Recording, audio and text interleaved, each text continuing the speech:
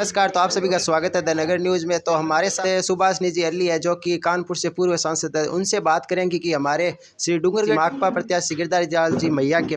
तो मैम, आपका सबसे पहले तो श्री डूंगरगढ़ की पावन धरा पर हार्दिक स्वागत है। बहुत बहुत धन्यवाद आपका। तो पिछली बार आपके माकपा प्रत्याशी गिरधारी लाल जी मैया को वोट मिले थे, तो इस बार आपको क्या लग रहा है, उससे ज़्यादा वोट मिलेंगे या कुछ प्रभाव पड़ेगा? नहीं, देखिए, वोट तो बहुत ज़्यादा मिलने वाला है, क्योंकि पिछली बार जब गिरधारी लाल जी जीते थे तो प्रमुख एक मुद्दा था जो किसानों की बिजली का, उनके ट्यूबवेल का सवाल था। बहुत बड़ा मुद्दा था, उन्होंने लड़ाई लड़ी और सारे किसान सभा और दूसरे लोगों ने मिलकर के, और उसमें बड़ी जीत हुई। लेकिन जब वो एमएलए बने तो उन्होंने जितना काम किया है, तो हम नहीं कह रहे हैं, और लोग कह रहे हैं कि 50 सालों में जितना काम लोगों ने नहीं किया उतना काम इन्होंने 5 साल में कर दिया, जिसमें से 2.5 साल तो कोरोना में निकल गए।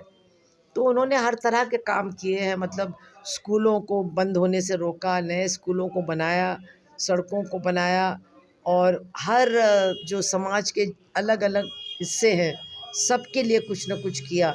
जैसे रविदास समाज के जो लोग हैं उनके लिए किया, मदरसे के लिए किया, और जो यहाँ पर पानी की समस्या थी शहर में उसके लिए भी किया, और जो यहाँ पर एक विवादित भूमि थी जिसको लेकर के पहले भी यहाँ दंगे की स्थिति आ चुकी है, उसमें दोनों तरफ के लोगों को बिठा करके उस मामले को भी सुलझाया, और वहाँ पर हॉस्पिटल और ट्रॉमा सेंटर अब बनने जा रहा है।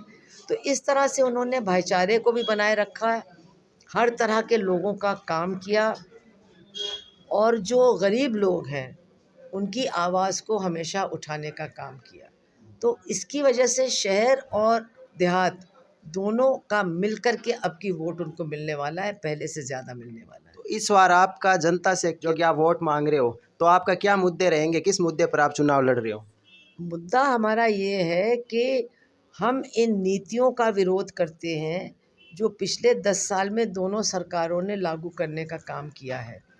हम ये मानते हैं कि बीजेपी तो और भी ज़्यादा ख़तरनाक है, लेकिन दोनों की जो नीतियां हैं वो जन विरोधी हैं, और उनकी नीतियों के चलते शिक्षा का निजीकरण हो रहा है, तमाम सरकारी स्कूलों को बंद किया जा रहा है।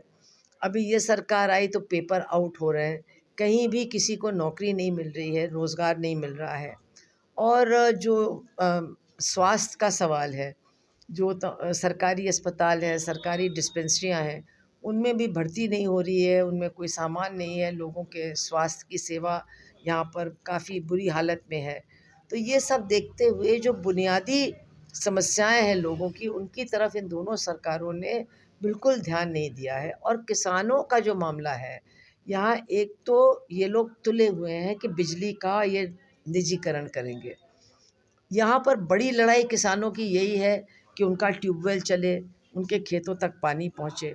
अगर बिजली का निजीकरण हो जाएगा, अगर बिजली में जो सब्सिडी मिलती वो ख़त्म हो जाएगी, तो यहाँ तो खेती ख़त्म हो जाएगी।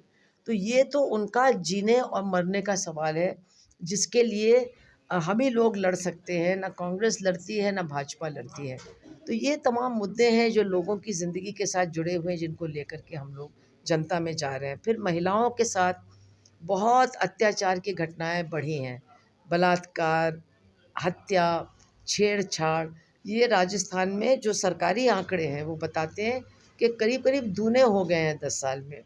तो महिलाओं की सुरक्षा का सवाल भी है, उसकी भी लड़ाई है, क्योंकि अगर आप गुंडे बदमाशों को अ, पालोगे, जो ये बड़ी पार्टियां करती हैं, तो जब वो इस तरह की अपराध करेंगे तो आप फिर उनके खिलाफ कुछ एक्शन भी नहीं ले सकोगे। तो ये तमाम सवाल हैं जो लोग सुनते हैं, क्योंकि उनको लगता है कि हाँ, ये कम से कम हमारी बात तो कर रहे हैं। मैम, मैं गाँव में पिछले 20 दिनों से चुनावी चर्चा कर रहा हूँ, तो एक मुद्दा उठ के आ रहा है जो कि पानी का है। उस पर आपका क्या कहना? आपके प्रत्याशी एमएलए बनते हैं तो आप उस पर क्या करोगे?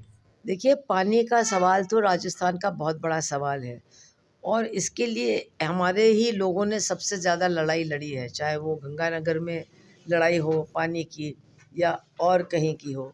तो उस लड़ाई को तो हमें लड़ना ही लड़ना है, किसी की भी सरकार आए तो लोगों को पानी, एक तो पीने के पानी का भी सवाल है।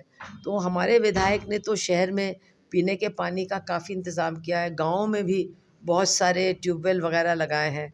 तो ये जो खेती के लिए पानी ज़रूरी है, उसके लिए जो बड़ी योजनाओं का सवाल है, तो अब की हमें पूरा विश्वास है कि हमारे ज़्यादा विधायक आएंगे, और ज़्यादा हमारे विधायक आएंगे तो ये बड़ी परियोजनाओं को यहाँ पर बनवाने का काम करेंगे, ताकि मूल रूप से पानी की समस्या काफ़ी हद तक समाप्त हो जाए। धन्यवाद।